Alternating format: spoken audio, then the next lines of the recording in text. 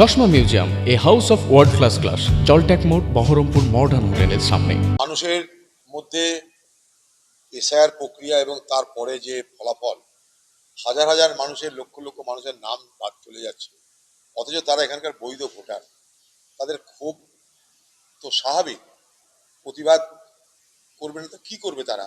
তাদের কথা শোনার তো কেউ নেই, না রাজ্য সরকার না নির্বাচন কমিশন, কেউ মাথা ঘামাচ্ছে না। বাদ তো বাদ, মমতা ব্যানার্জি প্রথম দিন থেকে এই নির্বাচন কমিশনের সঙ্গে তার রাজ্যের সংঘাতের নাটক করে এসআইআর এর পক্ষে, এসআইআর এর বিপক্ষে এইরকম একটা রাজনৈতিক ভাষ্য তৈরি করার চেষ্টা করলো। সেটা না করে যদি কাজের কাজ করতো, আজকে এই বিপদটা হতো না। সুপ্রিম কোর্টে গিয়ে কি করলো জানি না, সুপ্রিম কোর্টে মমতা ব্যানার্জি যাওয়ার পদে থেকে বিচারাধীন হয়ে গেল সবকিছু। এখন মমতা ব্যানার্জিকে দায়িত্ব নিতে হবে, নির্বাচন কমিশনকে দায়িত্ব নিতে হবে যে ভোট যখন ঘোষণা হলো, নির্বাচনের তারিখের আগে, নির্বাচনের দিনের আগে এই যে ট্রাইব্যুনাল, এই ট্রাইব্যুনালের মাধ্যমে এই ফয়সালা করে দিতে হবে। কারণ না হলে তারা ভোট দিতে পারবে না, নাগরিক অধিকার তারা প্রয়োগ করতে পারবে না।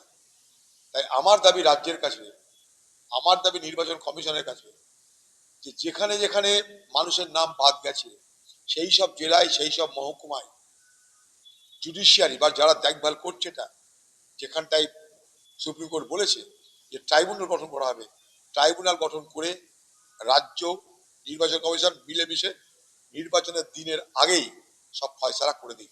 ভালোই তো হচ্ছে, মুর্শিদাবাদকে নিয়ে মমতা ব্যানার্জির চিন্তা বাড়ছে, দুশ্চিন্তা বাড়ছে, টনক নড়ছে। কারণ মমতা ব্যানার্জি বুঝতে পারছে, তার খোঁচররা খবর দিয়েছে, পুলিশ খোঁচর খবর দিয়েছে যে এখানটায় হাল আপনার বেহাল। তাই আমার তো মনে হয় মমতা ব্যানার্জি বেশি দিন থাকা মানে মুর্শিদাবাদে দাঙ্গা লাগবে। মমতা ব্যানার্জি মুর্শিদাবাদে বেশি দিন থাকা মানে, বেশি আসা মানে মুর্শিদাবাদের দাঙ্গা লাগাবে। এই মহিলা আমাকে বহরমপুর লোকসভায় হারাতে দাঙ্গা লাগিয়েছিল, এই মহিলা আবার মুর্শিদাবাদে অবস্থান করলে মুর্শিদাবাদ জেলায় দাঙ্গা হতেই হবে। তাই মানে এই মমতা ব্যানার্জির মতন দাঙ্গাকারীদের এই জেলায় স্থান দেওয়া চলবে না। নির্বাচন কমিশনের কাছে দাবি আমার। সে করতেই পারে, আমাদের সেটা জানা, কিন্তু মানুষের ক্ষোভ বিক্ষোভ কোথায় প্রকাশ করে বলুন? মানুষ তো ক্ষোভ বিক্ষোভ প্রকাশ করছে, রাজ্য সরকার উদাসীন, কোনো মাথা ব্যথা নাই।